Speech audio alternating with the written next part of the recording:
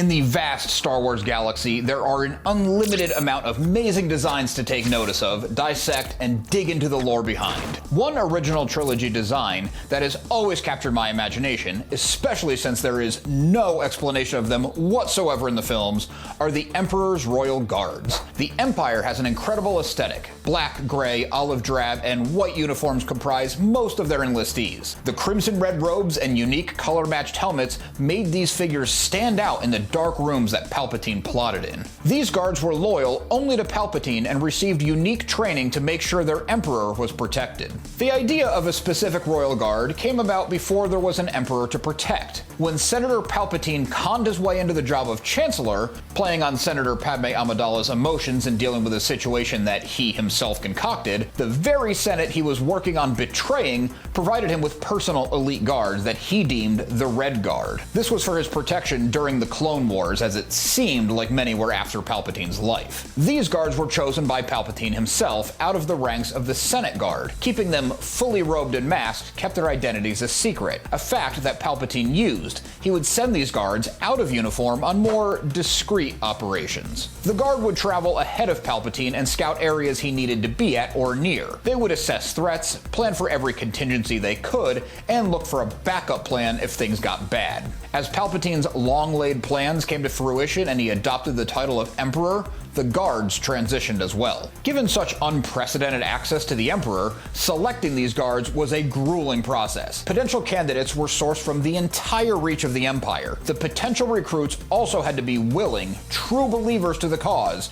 Draftees or indentured servitude would lead to assassination attempts. Palpatine was incredibly formidable, as we know, but he was also not fool enough to invite a threat so close. The candidates had to be among the most formidable warriors in the galaxy. There were minimum requirements on height, strength, and intelligence. The other main requirements was that the candidate had to be human. Enlisted Imperial soldiers from elite units and even the common Stormtrooper Corps would be considered with the right credentials. Even with everything looking good on paper, or in this case on the datapad, more training was needed to weed out all but the very best. Combat skills, battlefield strategy, and unwavering loyalty to the Emperor and the Empire's ideals, stated and implied, were crucial. The training took place on Yinchorr, located in the Expansion region. Yinchorr was originally home to a reptilian species called the Yinchorri. The planet boasted a harsh desert environment, a tough place to live, which is part of the reason the Empire thought it would be a good place to forge elite soldiers. The legend of Yinchorr is a great encapsulation of what the Empire actually meant to the galaxy.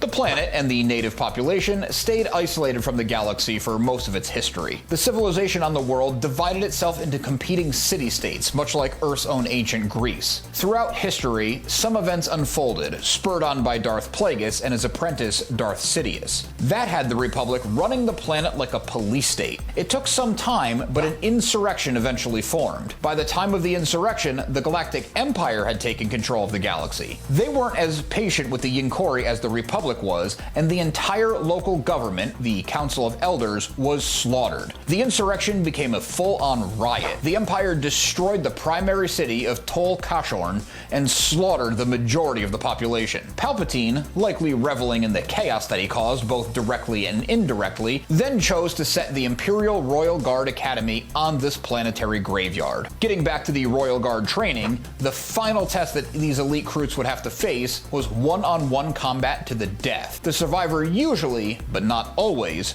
earned a position. It's no coincidence that this same exact tactic was used in training the Jedi hunting Inquisitors. Actually, Royal Guards also guarded the Inquisitor training tower on Coruscant before the Inquisitors would receive their own primary base, the Fortress Inquisitorius. Those who made it through the training, survived, and got picked to be among the elite would execute any command given by Palpatine, even killing the man standing next to them with no reason given or asked for. Palpatine wasn't the only one who utilized these elite soldiers. Other high-ranking Imperials, as well as Darth Vader, could also benefit from the Guard's service. One surprising element of these guards, I guess you could call it a perk, was that they were able to know that Emperor Palpatine was in fact a Sith Lord. I'm unsure if this detail was disclosed outright when they got the posting, or if Palpatine just didn't bother hiding his abilities and who he really was when they were around. One big question that's crossed my mind from time to time, and I'm sure I'm not alone in that, get was why Palpatine needed bodyguards at all. As the Chancellor, he had to keep up appearances. Once he declared himself Emperor, why bother? Palpatine never actually thought that he needed bodyguards. He liked the striking appearance of the Crimson soldiers flanking him. He used that appearance to intimidate those that he had to deal with. He would also send them out on missions. He would use them to impose his or the Empire's will on those who were being less cooperative. There were also times when Palpatine wanted to keep his abilities a secret. He went to great lengths to discredit the Jedi, and the more common citizens of the galaxy may not see a big difference in Force users. The guards would do their duty then, even if it wasn't strictly needed. After Palpatine's fall, the destruction of the second Death Star, and the formation of the New Republic, the Royal Guards continued to serve the Imperial Remnant. The high-ranking officers who were left, namely Grand Admiral Sloane, who was the highest-ranking Imperial for a time, utilized these guards' loyalty to the organization. New Royal Guards were not being trained, or at least not to nearly the same standard, as the once mighty Empire became more a disorganized band of warlords trying to hold on to some scrap of power. The Shadow Council created the Imperial Praetorian Guard. These red-clad soldiers were made in homage to the original Royal Guard. These guards were not as extensively trained, but served a very similar purpose and were very capable soldiers. In time, the Imperial Remnant would give way to the First Order. The Imperial Praetorian Guards kept a similar aesthetic and skill set, but were rechristened the Elite Praetorian Guard. This elite group served Supreme Leader Snoke as their predecessors served Palpatine. Their training was not as complete. They fought bravely after Snoke's assassination, but were eventually killed to the last man by a pair of Jedi. Upon Palpatine's return, he created a new elite group of troopers dubbed the Sovereign Protectors.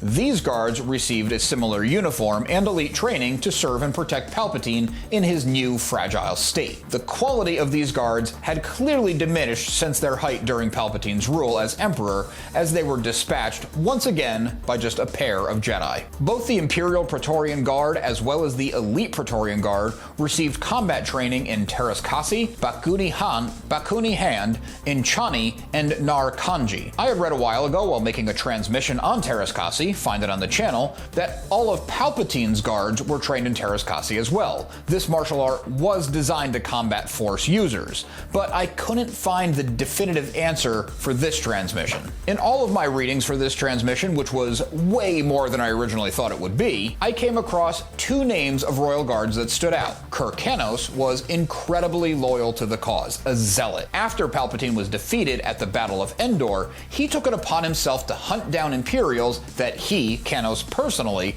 deemed traitors. The other name was Karner Jax. He was a guard that saw his post as a path to power for himself, not service to the Emperor or Empire. This put Jax onto Kantos' radar. Now, if there's more story to be mined here, be on the lookout for a future transmission about these two men who started as guards but wanted very different things out of it. That is ripe for a good story. I hope one's out there. Check out this transmission next to dive deep into some more Star Wars lore.